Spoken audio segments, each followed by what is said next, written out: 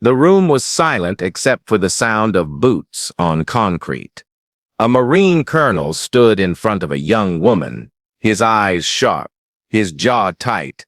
He asked the question every soldier in the unit had been asked before, but when it was her turn, she looked him straight in the eye and with a voice steady as steel, she answered, "Phantom 7. The words fell heavy in the air, echoing between the walls like a ghost of something forgotten. And in that instant, the colonel's face froze, his lips parted, his breath caught, and his hands trembled ever so slightly, as if the weight of a memory had just crashed back into him. The room didn't know why. Nobody understood what that call sign meant. But the colonel, he did. He knew. Her name was Claire Donovan. She wasn't the tallest, the strongest, or the loudest in the room. But there was something about her, something unshakable, something that made even the toughest Marines stand a little straighter when she walked past. She had joined the Corps not because she dreamed of glory, not because she wanted medals or titles, but because she carried a promise born out of loss, stitched into her heart like a scar that would never fade. Years earlier, before she ever wore the uniform, Claire had been just another small-town girl.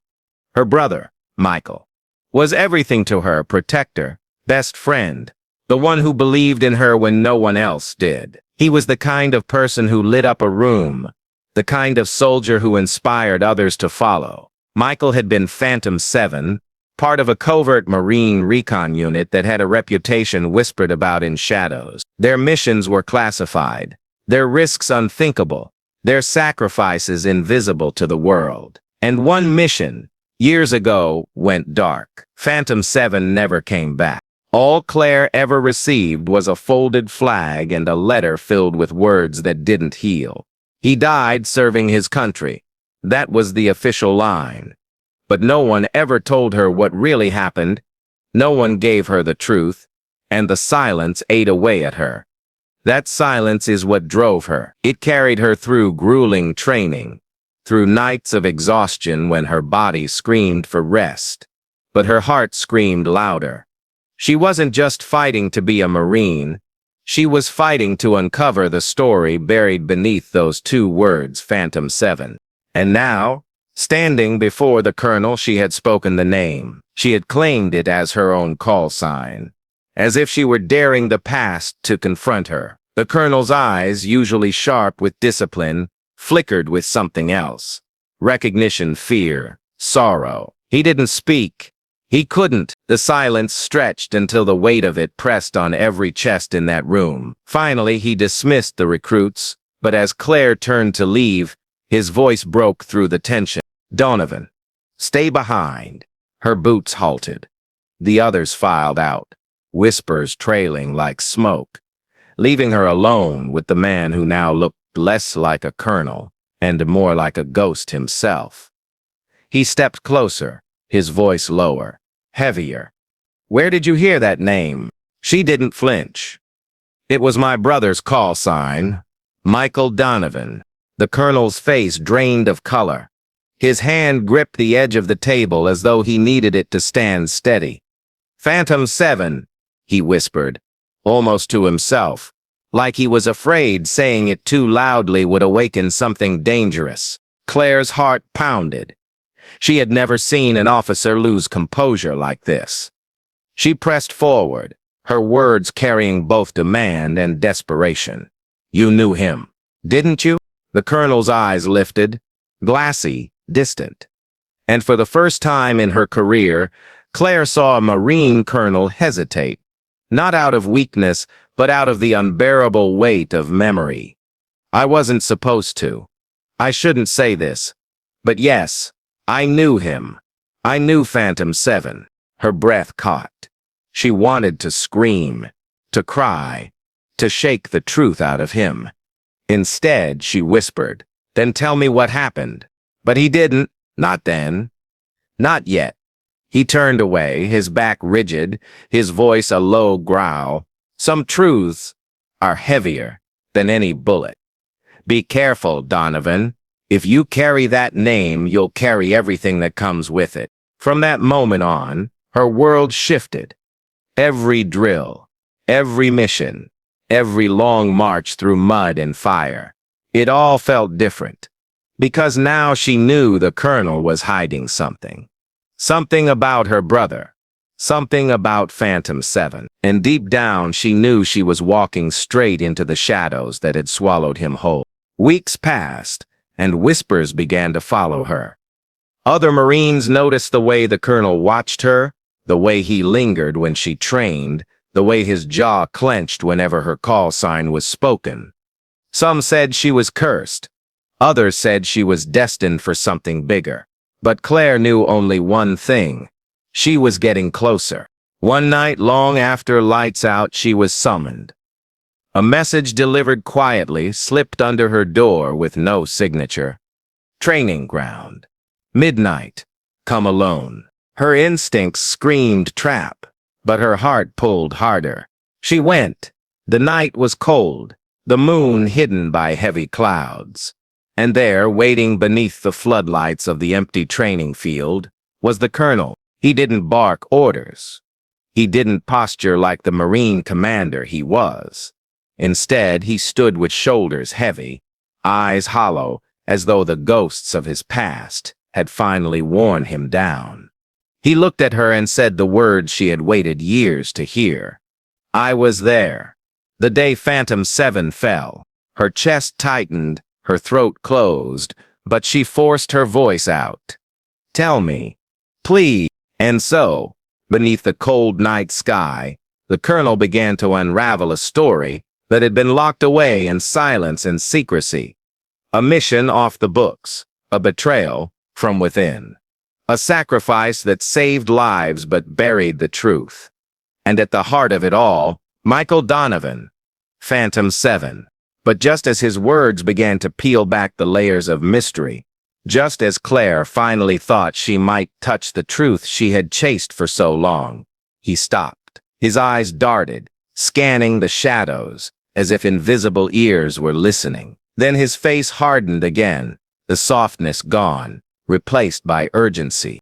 They'll come for you if you know too much. Claire, listen to me. If you want answers, you have to be willing to walk into the fire. Your brother, he wasn't just a soldier. He was the kind of man who carried others through hell, even if it meant being left behind. That's what Phantom 7 means. And now that name is yours. But names have power, and power has enemies. Her stomach twisted. Questions burned like wildfire inside her, but the Colonel's warning hung heavier than steel. She wanted to push him further, to force him to say more. But before she could, the crunch of footsteps echoed in the distance. Someone was coming. The Colonel's voice snapped sharp. Go. Now. And just like that, the moment was gone. Claire slipped into the darkness, her heart racing, her mind spinning. She didn't know who was watching, who had followed, or why the Colonel seemed so afraid. But she knew one thing with absolute certainty. The truth was closer than ever, and more dangerous than she had imagined. That night, as she lay awake staring at the ceiling, she whispered the name again. Phantom 7. And for the first time, it didn't feel like a shadow. It felt like a torch, burning in her hands, daring her to carry it forward, no matter where it led. And it would lead her somewhere she could never have expected. Somewhere that would shake the very foundation of everything she believed about her brother, her country, and herself.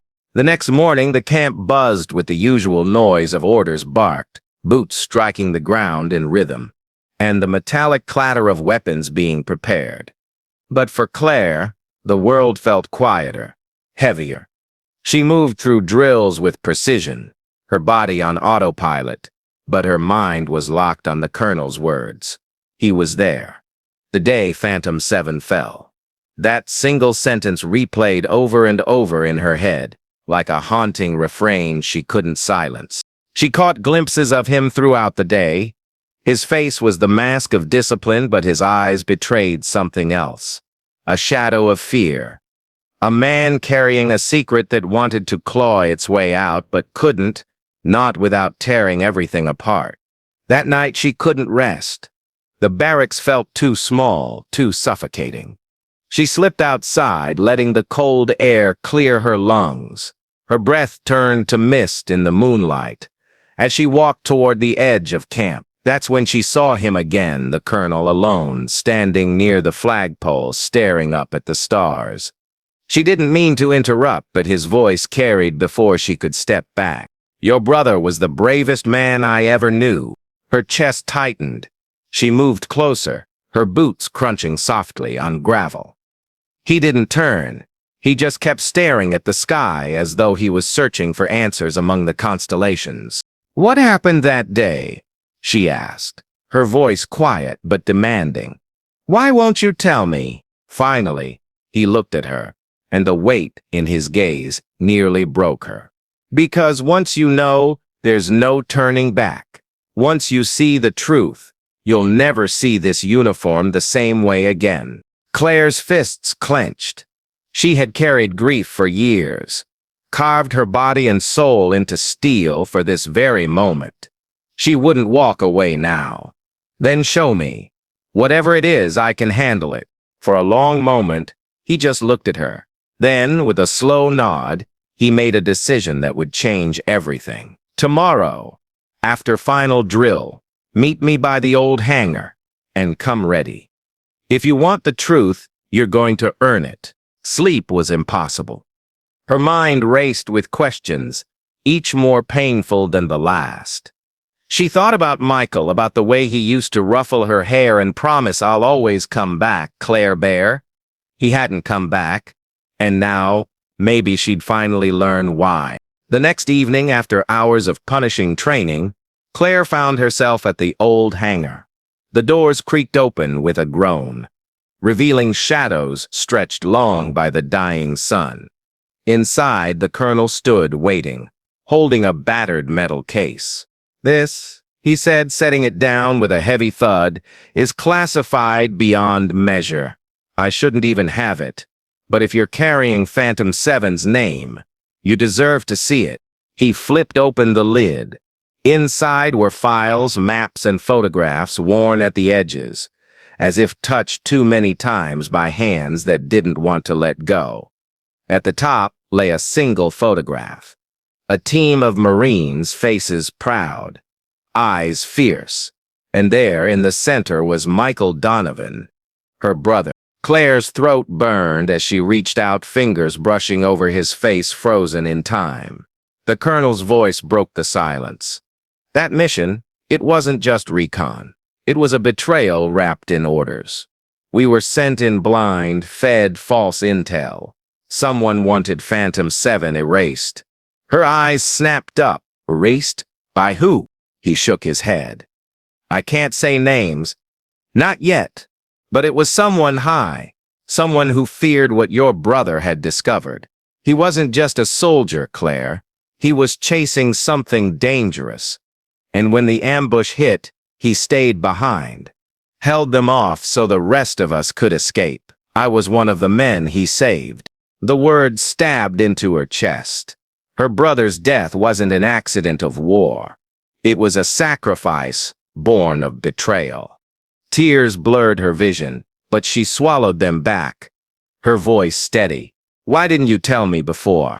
"Because truth is a battlefield too. And some wars never end," the colonel said, his jaw tight. "But now you've taken his name, and with it comes the fight he left behind." Claire stared down at the files, her pulse racing. She didn't just want to know anymore. She needed to finish what Michael had started. Her voice came out fierce, unshaken. "Then I'll fight it. Whatever it is, wherever it leads, I'll finish it." The colonel studied her for a long moment, then nodded. "Then you're truly Phantom 7 now." Suddenly a sound split the air, a sharp crack, like metal against stone. Both turned. A shadow moved at the far end of the hangar. The colonel's hand went instinctively to his sidearm.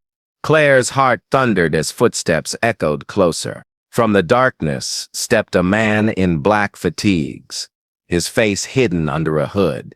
He spoke in a voice cold and sharp as steel. "You should have kept the past buried, Colonel. Now you've doomed her too." The colonel raised his weapon, his body shifting into a defensive stance. "Claire, get out!" he barked. But Claire didn't move. She couldn't. Her feet rooted to the ground as the stranger's gaze locked on her. And then, with chilling certainty, he spoke words that made her blood run cold. Michael Donovan wasn't supposed to die that day. He wasn't supposed to die at all. The world seemed to tilt. Claire's breath caught. Her vision swam. The colonel stiffened, eyes narrowing. "What are you talking about?" he demanded. The stranger's lips curled into something that wasn't quite a smile. "You'll find out soon enough. But know this, the truth will break her before it sets her free." Then, as quickly as he appeared, he slipped back into the shadows. The sound of retreating footsteps faded until only silence remained. Claire's body trembled, her heart racing so violently it hurt. She turned to the colonel, her voice a whisper. What did he mean? What is he talking about?